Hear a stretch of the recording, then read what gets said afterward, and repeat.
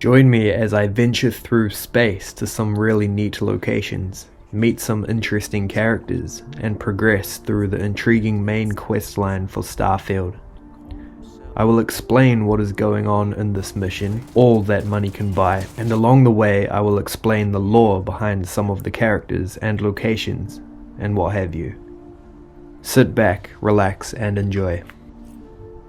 The mission, All That Money Can Buy, starts in the lodge when you speak with Walter Stroud, who is the money man behind Constellation. He expresses that he has a lead on another artifact, which is available for purchase in Neon. Walter also promises me that this is going to be easy, which in my experience means that this will be the hardest thing that I will ever do.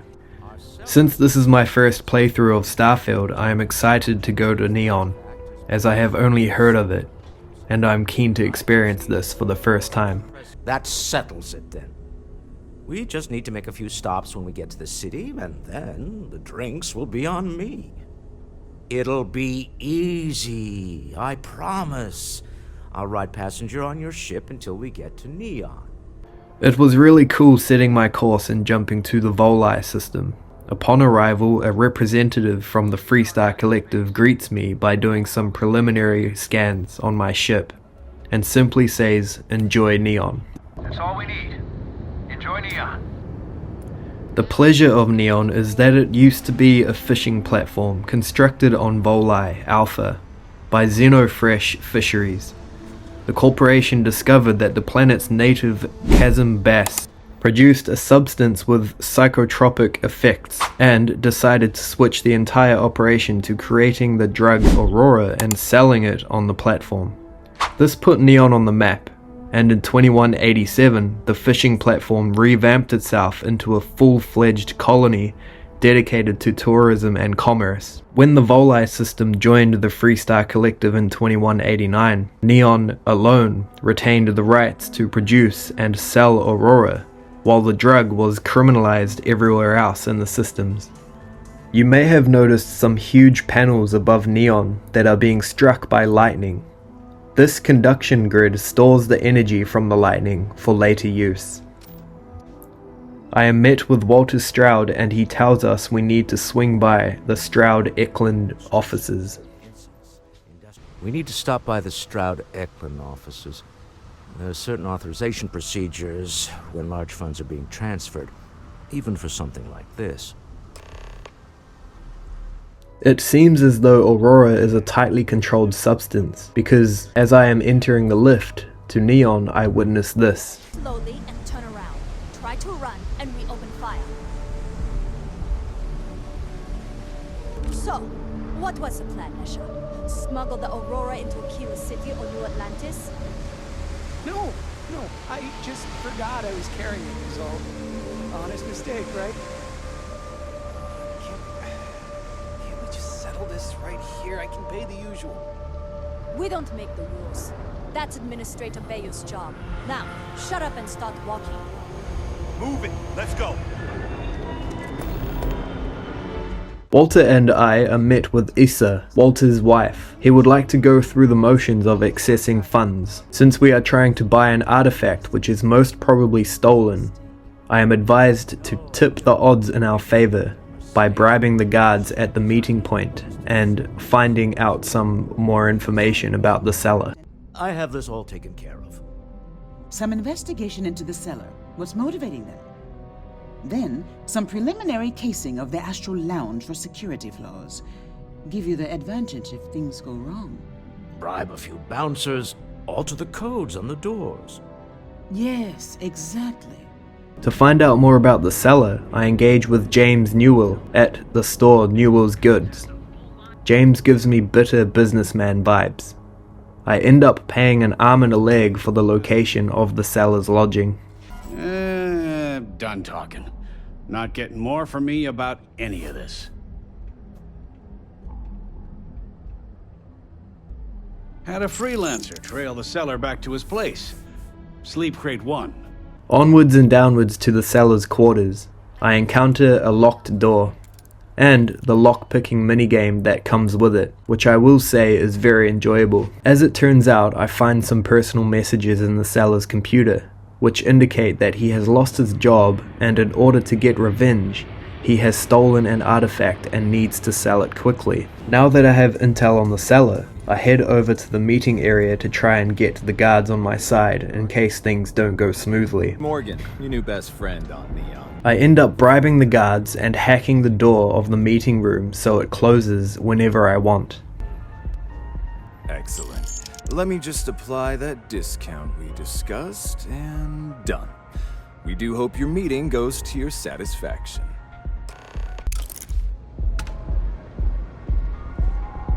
I then walk all the way back to Walter to inform him that I have made all necessary preparations and we are ready for the meeting. Goodbye, my dear. See you at the next board meeting? Oh, I'll be keeping an eye on this little operation, just in case. Good luck, all of you. The seller will be holding a case large enough for an artifact, and I am to use a code phrase to identify myself as the buyer. Oh, really? After lining up the meeting with a character named Musgrove, I go over some ground rules with Walter. Now, before we head in there, let me go over the ground rules. He'll ask for twice what we agreed on. That's normal. He'll probably try to walk out. That's normal, too. Don't worry about the amount we actually settle on. The Stroud-Eklund Discretionary Fund is just a chip to you and me. Our goal is to get him to accept that chip in exchange for the artifact. Anything goes as long as it's in our hands, and we're not dead. How does that sound? As it turns out, the preparations I had done were well needed. In the middle of the meeting, the seller says that he wants double, which is absolutely ridiculous. You can't just agree on an amount beforehand and then just decide last second that you want double. I show him that we are in complete control of the situation. I want double. Now, how am I supposed to do that?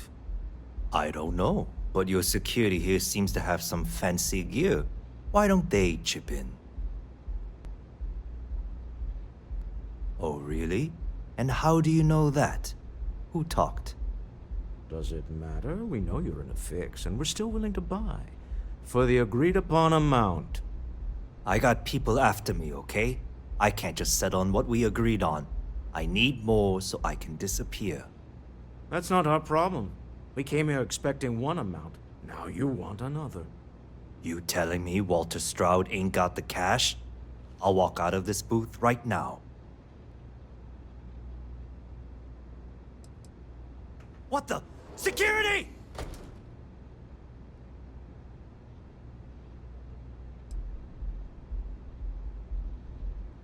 As you can see, we're in control. Take advantage of our generosity. Take the money. All right. Okay. It's all yours. Hope I never see any of you people ever again. We have it. This couldn't have gone better. A Slayton agent stops me in the hopes of getting back what was stolen from them, but as a last-ditch effort, I try to intimidate him. Stop right there. You're in possession of Slayton Aerospace property. Ah. Slayton must have been the original owner.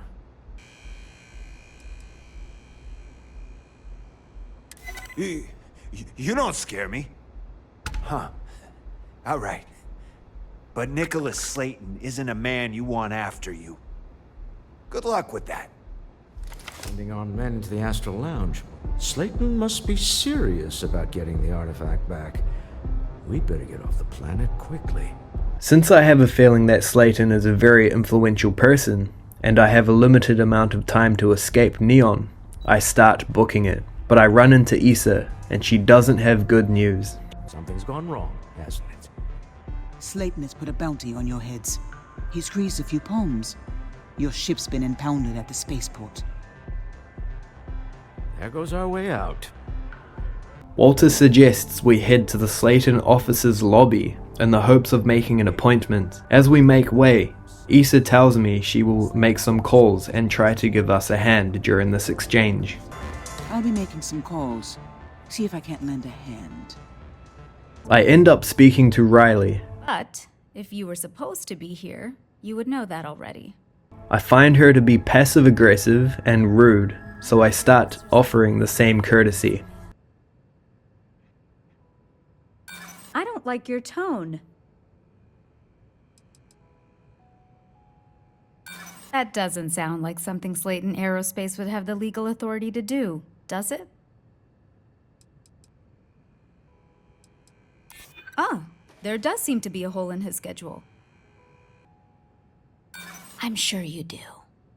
I'm afraid we just can't book any more appointments today. Goodbye. I am not successful in booking an appointment, so I take an access key right in front of the guard, but he doesn't do anything. You can chat with the receptionist all you want. We go in the lift, but this happens. This clearly isn't the executive level. He's on to us.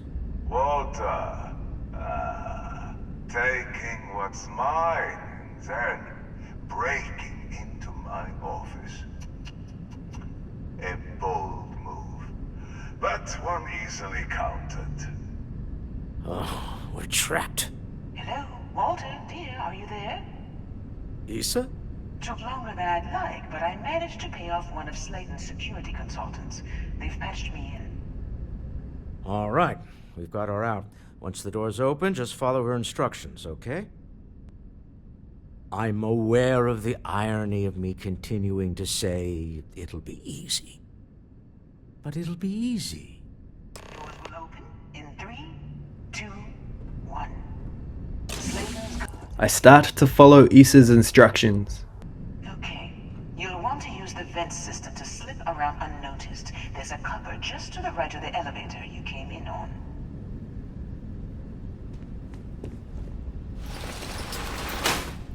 That's the elevator you came in on. Jump right across the top of it and keep going to the end.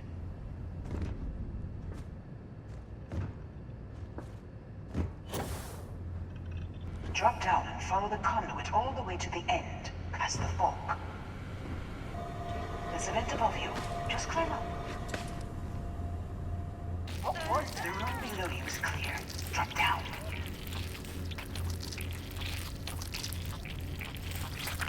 Stop. One of the doors leads you right into the open. I'm unlocking a safe route. Time to get back to it. Opening the door on your right. Go now. Head left, but don't go through the door at the end yet. There's a robot stalking the hall. Wait. It's walking down the hall. Go now, straight across to the door.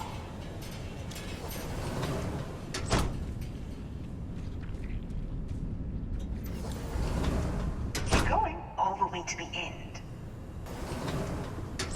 Wait, there's people in the room up ahead. Closing the shutters. Let me just get that for you. Security is on full alert. No point slipping through unnoticed now. You'll have to fight your way to the exit. But eventually I am made, and I have to fight my way through. You expect us to climb up the tray tunnel? The catwalks that lead directly up one floor to the executive level. Well, I guess We eventually make it outside. This is a good chance to have a look at the conductive ceiling over Neon. After fierce combat with Slayton security, I am met with Nicholas himself. You know, it's moments like this that really makes Neon the best place to do business. After a bit of dialogue, Nicholas and Walter decide to become business partners, but as part of the deal, we have to decide the fate of the captured Musgrove. If that is your decision, you need only tell him yourself, and then we will handle the rest. My security brought Musgrove to my office. I'm sure seeing you again will be a fine conclusion to your previous business. Just let him go. No sense in more violence. We have an opportunity to spare a man's life. I know he probably wouldn't do the same for us, but that shouldn't matter. I enter a room where Musgrove is on the floor and is not doing well. Slayton really does have a sick sense of humor. I decide to let him go because even though he was a bit rude, and it seems the decisions he makes don't make any sense, He didn't do anything to Walter and I. Musgrove is very surprised and grateful. Thank you. A rare moment of compassion for this city. There is a chest full of loot in the far corner, too. And so I get in my ship, ready to go home with the newly acquired artifact. But then, this happens. I guess we can call that a win. What do you think? I agree. This life suits both of us, don't you think? All in all, a great success. Thank you for allowing me to tag along with Constellation's newest star. Yes, I used a pun. Forgive me.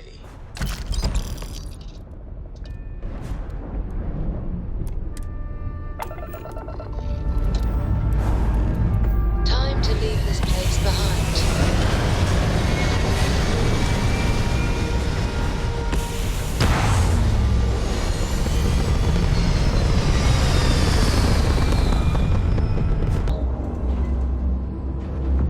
You hold something you have no right to.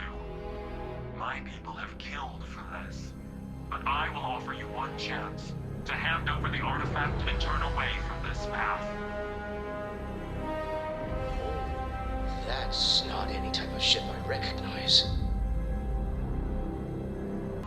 You say that now, but your kind is not ready for the artifacts.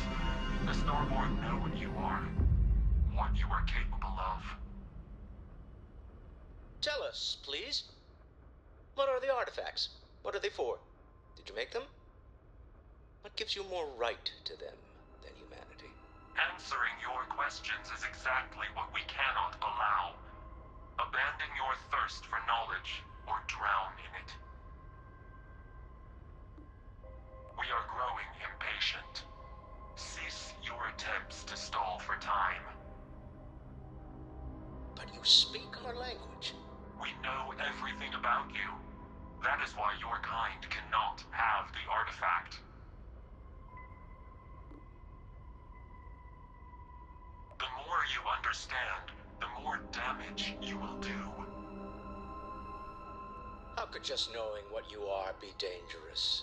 Our distance from you is the whole point. We interfere now because we must. I'm not liking what I'm seeing on the scans. Energy output from that ship is far above the normal range. If we spin up the grav drive now, we have a chance. We'll get through this. Hold on. Since I am level 14 and I am fighting a UFO with a level 30, I continue to fight Helix for another 20 minutes, but I am finally able to defeat this mystery ship. I get it all the way down to minuscule health when all of a sudden it just teleports away. I am filled with both relief and disappointment, as I had the expectation that I would be able to board the UFO, or at least loot it. I am very glad I had acquired the Razorleaf ship previously, because I'm not confident I would be able to defeat the Helix ship with the stock standard ship you start with. Also, Walter was hinting that I should use the grav drive to quickly escape. However, I couldn't figure out how to use it, so I stayed and fought. We all head back to the lodge to carefully store the new artifact and discuss what just happened. Wait, what happened? Who was after you? Take a look at the ship's sensor data. I think everybody needs to see this. All right, I'll start transferring the data over now. Let me just bring it up on here at the table.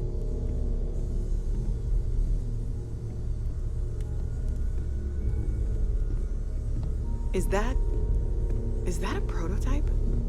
No, that material isn't anything we... What the... Everyone, come take a look at this.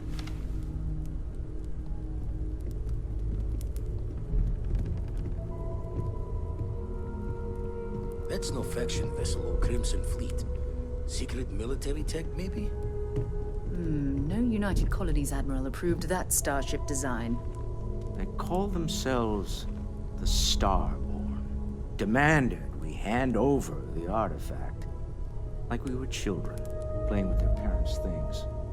what do people know? Any offshoot groups go by that name? None in any corner of the settled systems I've seen. Maybe a distant human colony finally popping its head up. Another house for Rune.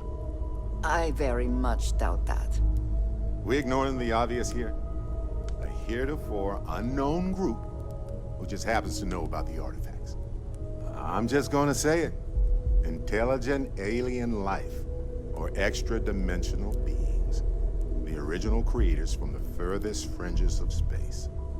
Or beyond even that. Is the metaphor of avenging angels coming down to keep humanity from forbidden knowledge not apt here? So, we have a lot of theories, but nothing concrete. Except that they're after the artifacts, and they're willing to take them by force. No settled systems lab made these things, and I doubt one of them made that ship either. So, we got some weird extra-dimensional beings that coincidentally decide to build their spacefaring vessels exactly like we do. Not so sure about that. Some glints of shine in the dark. Ready to hand them out as soon as you please.